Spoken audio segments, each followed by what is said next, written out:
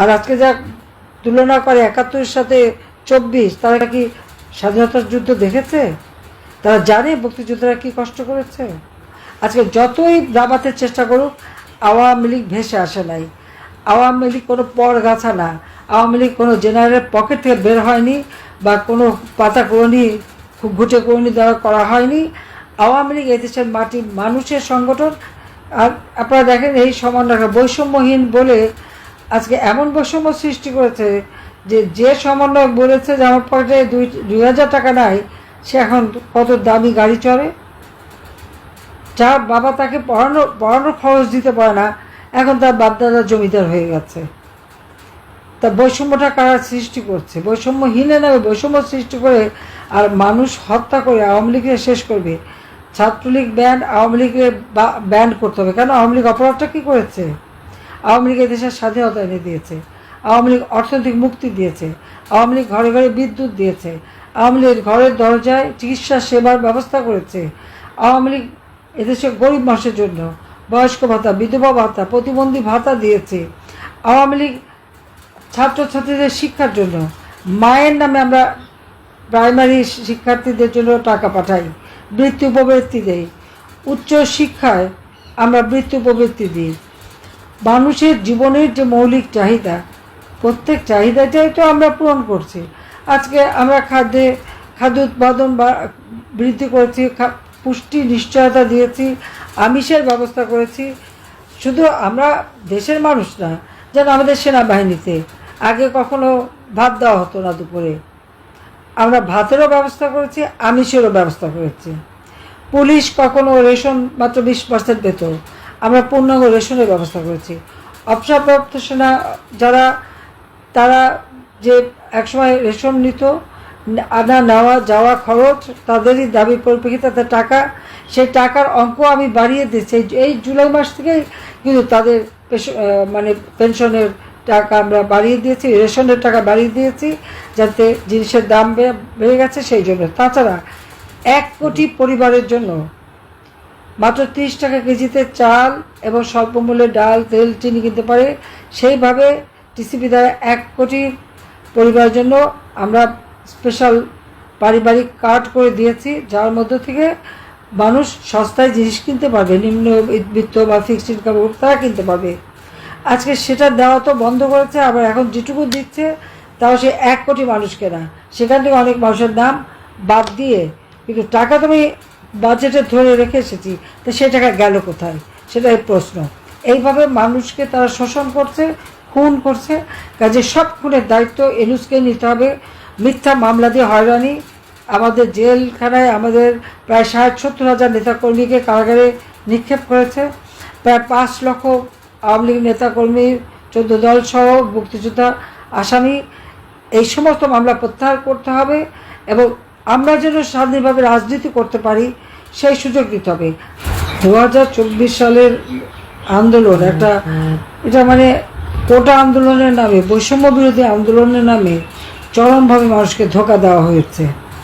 আজকে আপনারা দেখেছেন যে দরগা শরীফ, পীর ওলামা মাশায়েখ তাদেরকে কিন্তু ছাড়ছে, এই দরগা শরীফ ভেঙে দিচ্ছে, বুলডোজার দিয়ে ভেঙে দিচ্ছে।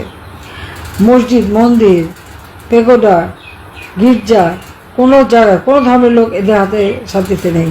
এই ইউনূস একটা সুদখোর, জনগণের টাকা আত্মসাৎ করে এবং বিদেশিদের দালালি করে বিদেশিদের কাছ থেকে অর্থ নিয়ে এই বাংলাদেশটাকে ধ্বংস করা শুরু করেছে।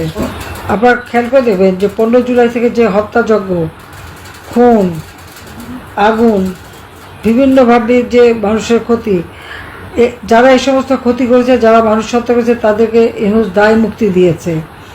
দায় মুক্তি দেওয়ার অর্থ হলো এই যে পুলিশ হত্যা, আওয়ামী লীগ নেতাকর্মী হত্যা, মেট্রো রেলে আগুন, সারা বাংলাদেশে আওয়ামী লীগের প্রত্যেকটা মানুষের ঘর বাড়ি, ব্যবসা প্রতিষ্ঠান, দোকানপাট আগুন দিয়ে জ্বালিয়ে পুড়ে ছারখার করেছে।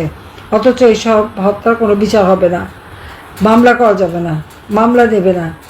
আবার মুখে বলে না অনলাইনে মামলা করলে হয়, অথচ সবাই জানে যে মামলা করতে গেলে উল্টো আরও মামলা খেতে হয়। এই অত্যাচার নির্যাতন তা চালিয়ে যাচ্ছে। 2009 সাল থেকে 2021 সাল আমরা 2020 সালে জাতির জন্ম শতবার্ষিকী 21 সালে স্বাধীনতার সুবর্ণ জয়ন্তী যখন আমরা পালন করি, সুবর্ণ জয়ন্তী যখন পালন করি, তখন বাংলাদেশ উন্নয়নশীল দেশের মর্যাদা পেয়েছে। উন্নয়নশীল দেশের মর্যাদা পেতে হলে জাতিসংঘের স্পেশাল কমিটি আছে, সেই কমিটি যাচাই বাছাই করে এবং সেখান থেকে কোন কোন ক্ষেত্রে দেশ উন্নত হয় সেটার উপরে বিচার করেই তারা কিন্তু এই মানে মর্যাদাটা দেয়। এবং এটা কিন্তু 2 বছর পর পর বা প্রতি বছরই, যখনই আমরা মধ্যম আয়ের দেশে উন্নীত হলাম 2015-তে, তারপর আবার উন্নয়নশীল দেশের মর্যাদা পেলাম। ধাপে ধাপে দেশকে আমরা উন্নত করলাম এবং এর সুফলটা কিন্তু দেশের জনগণ ভোগ করেছে। বাংলাদেশের অর্থ সামাজিক উন্নয়নটা হয়েছে, আর্থ সামাজিক উন্নয়ন আমরা করতে পেরেছি। কোনো মানুষের খাবারের অভাব ছিল না, প্রত্যেক ঘরে বিদ্যুৎ দিয়েছি, যোগাযোগ ব্যবস্থার উন্নতি করেছি, শিক্ষার পথ সুযোগ করে দিচ্ছি, এখন গ্রাম পর্যায় পর্যন্ত স্কুল, কলেজ, মসজিদ, মাদ্রাসা, এমনকি সব জায়গায় আমরা উন্নতি করেছি। তাছাড়া অন্যান্য ধর্মে যারা, তাদেরও সেই ধর্মীয় শিক্ষা বা ধর্ম পালনের স্বাধীনতা, সেই ব্যবস্থাটা আমরা করে দিয়েছিলাম। একটা অসাম্প্রদায়িক চেতনায় বাংলাদেশ গড়ে উঠেছিল। আজকে যতই দাবাতের চেষ্টা করুক, আওয়ামী লীগ ভেসে আসে নাই। আওয়ামী লীগ কোনো পরগাছা না, আওয়ামী লীগ কোনো জেনারেলের পকেট থেকে বের হয়নি বা কোনো পাতা করণী ঘুটে করণী দ্বারা করা হয়নি। আওয়ামী লীগ এদেশের মাটির মানুষের সংগঠন, মাটির মানুষের অধিকার প্রতিষ্ঠা করে করার জন্য আওয়ামী লীগের জন্ম। আওয়ামী লীগ স্বাধীনতা এনে দিয়েছে, অর্থনৈতিকভাবে উন্নতি করে দিয়েছে। ইনশাল্লাহ দারিদ্রের হারও আমরা কমিয়েছিলাম, এখন ইউনিভার্সিটি তাও বাড়িয়ে দিয়েছে। এবং এর পিছনে একটা কারণটা জানেন, সে দারিদ্রের হার বাড়াচ্ছে আর মানুষকে নিঃস্ব করে দিচ্ছে কেন?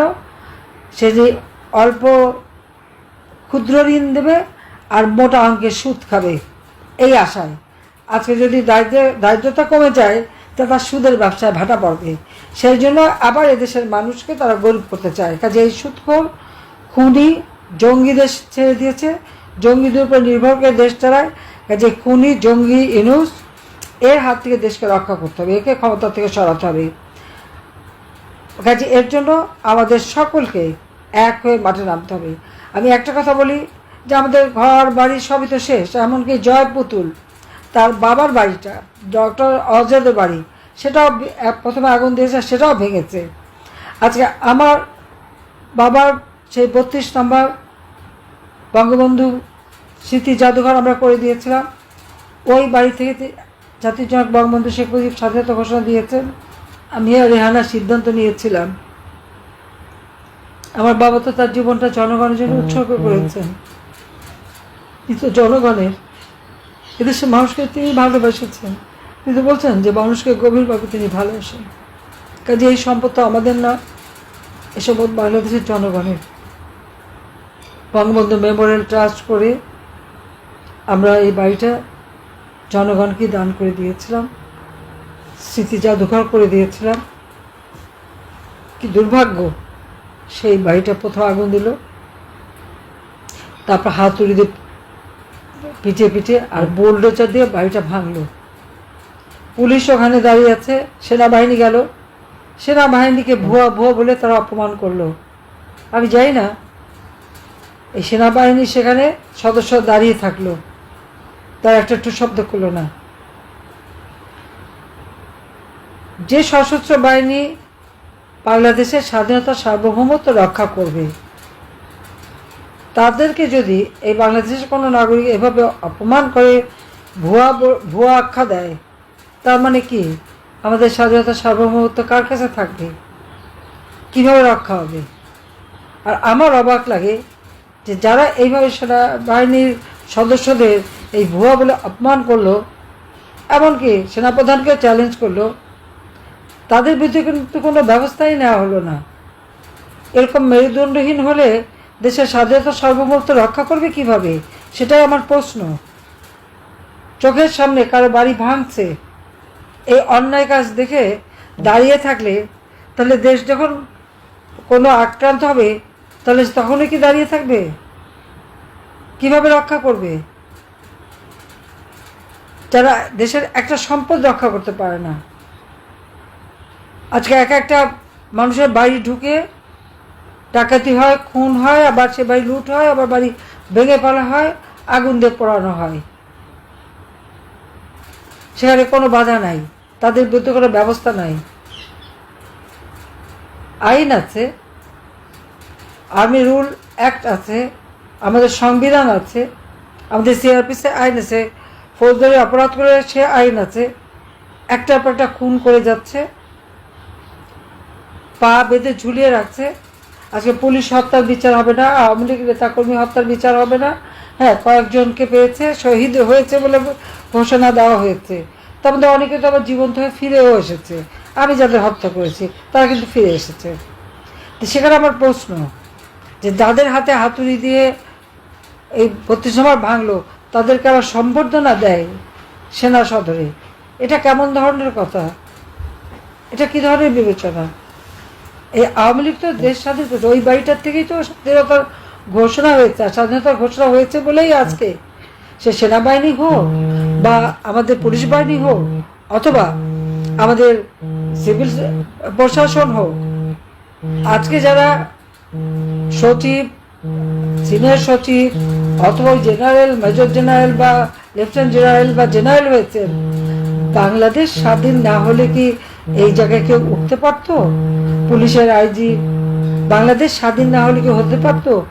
পাকিস্তান আমলে কি ছিল? সেনাবাহিনীতে মেজর পর্যন্ত উঠতে পেরেছে মোটে একজন কর্নেল, আর সচিব বাঙালি, ও পর্যন্ত যেতেই পারতো না। যুগ্ম সচিব কয়জন ছিল সে হিসাব আমি অনেকবার দিয়েছি, লাগলে আবারও দিতে পারবো। জাতিপিতা 6 দফা দেওয়ার পর আর দেশ স্বাধীন হওয়ার পরেই তো এই সুযোগটা এসেছে। আজকে তাকে অপমান করা হয়, এমনকি সমস্ত স্মৃতি মুছে ফেলা হচ্ছে, কোনো ডকুমেন্টই রাখা হবে না। বঙ্গবন্ধুর স্মৃতি মুছে ফেলা, তার সমস্ত কাজের ডকুমেন্ট নষ্ট করা, তার মানে কি বাংলাদেশের স্বাধীনতার সব ইতিহাসই মুছে ফেলে দেওয়া। এরা কারা? তার মানে এরা পাকিস্তানের পা তলে থাকতে হয় চায়, ওই বুটের লাথি খেতেই তাদের পছন্দ। যখন পাকিস্তানিদের বুটের লাথি খাওয়াতো ওটা তাদের ভালো লাগতো। কিন্তু এদের হাতে আমাদের স্বাধীনতা, সার্বভৌমত্ব ভারত দেশের মানুষের জীবন মান উন্নত হবে না, কারণ এরা তো মানুষও চায় না, এরা তো ধ্বংসের লীলায় নেমে গেছে। এটাই হচ্ছে সব থেকে লজ্জার বিষয়। আজকে 5ই আগস্ট আমাদের 2 বোনকে হত্যা করবে, এই প্ল্যানটাই তাদের ছিল, এবং যেভাবে তাদের বাধা দেওয়ার কথা সেই বাধাটাও দেওয়া হয়নি। আমার যারা নিরাপত্তায় ছিল সবাই ছিল, তাদেরও তো জীবন আছে, আর আমাদের জন্য তাদের জীবনটা চলে যাবে। মাত্র কয়েক মিনিটের জন্য আমরা রক্ষা পেয়েছিলাম, মাত্র কয়েক মিনিটের জন্য। তবে আমি বিশ্বাস করি আল্লাহ যেমন গ্রেনেড হামলা আমাকে বাঁচিয়েছিল, সরাসরি গুলিতে বাঁচিয়েছিল, সেই 76 কেজি ওজনের বোমা থেকে বাঁচিয়েছিল, এবারেও কিন্তু আল্লাহরে ঠিকই আমাকে বাঁচিয়ে এনেছে আমাদের 2 বোনকে। তার মানে নিশ্চয়ই কোনো কাজ, ভালো কাজ আমাকে দিয়ে করাবে, আল্লাহ রাব্বুল আলামিন আমাকে দিয়ে কোনো ভালো কাজ করাবে বলেই আমাকে জীবনটা বাঁচিয়ে রেখেছে। তবে বাবা, মা, ভাই সব হারিয়েছি, আজকে ঘর ছাড়া, বাড়ি ছাড়া। হ্যাঁ, ভালো আছি, যেখানে আছি তারা অনেক সম্মানে রেখেছে, তারা আমাদের মহান মুক্তিযুদ্ধে আমাদেরকে সহযোগিতা করেছে, আবার 75 পরেও সহযোগিতা করেছে, সবসময় আমাদের পাশে থাকে। কিন্তু সেটা তো বড় কথা না, যে দেশ আমার বাবা স্বাধীন করে গেছেন, আর সেই দেশে আমাদের ঘর বাড়ি সব কিছু জ্বালিয়ে পুড়িয়ে ছাড়খাড়, আওয়ামী লীগের নেতাকর্মীদের বাড়ি ঘর পুড়িয়ে ছাড়খাড়, জেল জুলুম, অত্যাচার, নির্যাতন কেন করা হচ্ছে? এই স্বাধীনতা কারা এনেছে সে কথা একবার ভেবে দেখবে না? আর আজকে যা তুলনা করে 71-এর সাথে 24, তারা কি স্বাধীনতার যুদ্ধ দেখেছে? তারা জানে মুক্তিযোদ্ধারা কি কষ্ট করেছে? তাদের দুঃসাহস কি করে হয় মুক্তিযোদ্ধাদের অপমান করে? যারা করছে তাদের প্রত্যেকের চেহারা চিনে রাখেন, নিশ্চয় আল্লাহ দিন দেবে, প্রত্যেকটা জবাব আমরা নেব। আল্লাহ সেই জন্যই বাঁচিয়ে রেখেছে, এবং বাংলাদেশের মানুষের জীবনে আবার শান্তি, নিরাপত্তা, অর্থনৈতিক সমৃদ্ধি ফিরিয়ে আনবো, ইনশাআল্লাহ সেটা ফিরিয়ে আনবো, এটাই আমাদের প্রতিজ্ঞা।